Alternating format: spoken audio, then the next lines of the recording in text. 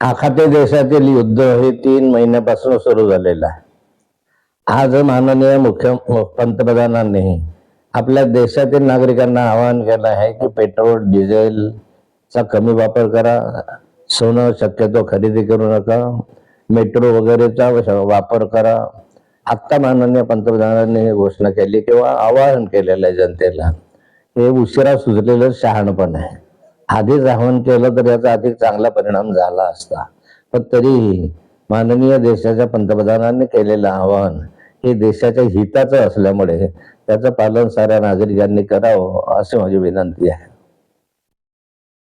5 राज्यांमध्ये झालेले निवडणुका पार पडल्यानंतर ह्या पद्धतीने जर आव्हान केलं जातं, या आधी जर केलं असतं तर आपण त्याकडे कशा पद्धतीने बघतात? मी सांगितलं ना, आधी केलं असतं तर बरं झालं असतं. शक्यतो खरेदी करू नका, मेट्रो वगैरेचा वापर करा.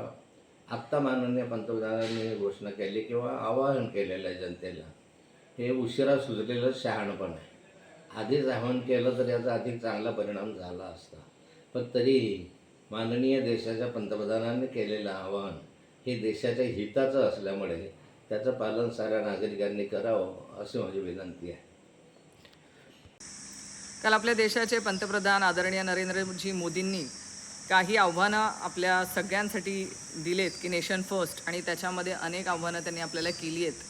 पण त्यामध्ये माझी त्यांना विनम्रपणे विनंती आहे की हे आव्हानं आपण स्वतःपासून आणि आपल्या सगळ्या नेतेगण असतील, मंत्री महोदय असतील, यांच्यापासून हे सगळ्या गोष्टी आपण पहिले अंमलात आणायला सुरुवात करा. गेल्या निवडणुकीमध्ये जर 5 राज्यांच्या निवडणुकीमध्ये आपण बघितलं असेल तर आपण दणदणून तिथे प्रचार केला, प्रचार सभा घेतल्यात, पैसा खर्च केला, सगळं झालं, आणि ते 5 राज्यांच्या निवडणुका आटोपल्यानंतर आपण आज हे जनतेला आव्हान करतोय. बरं, तेही आम्ही मान्य करू की आखाती देशामध्ये युद्ध चालू आहे आणि त्याच्यामुळे आपण आव्हान करतायत, पण आपणच स्वतः येत्या 8 दिवसांमध्ये कुठेतरी विदेश दौऱ्याला जाणार आहात.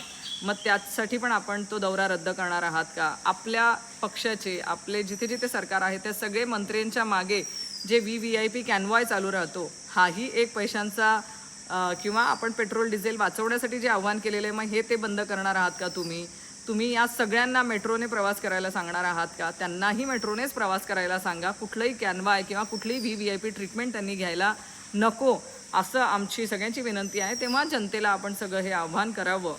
माझी त्या निमित्ताने आपण सगळे जे आमदार, खासदार हे सगळे विकत घेण्यासाठी जो लाखो करोडोंचा पैसा आपण खर्च करतायत तोही थांबवावा. जाहिरातींवरती जे लाखो करोडो रुपये आज खर्च होत आहेत तोही कृपया आपण थांबवावा, आणि त्यानंतर आपण जनतेला हे सगळे आव्हानं करावेत.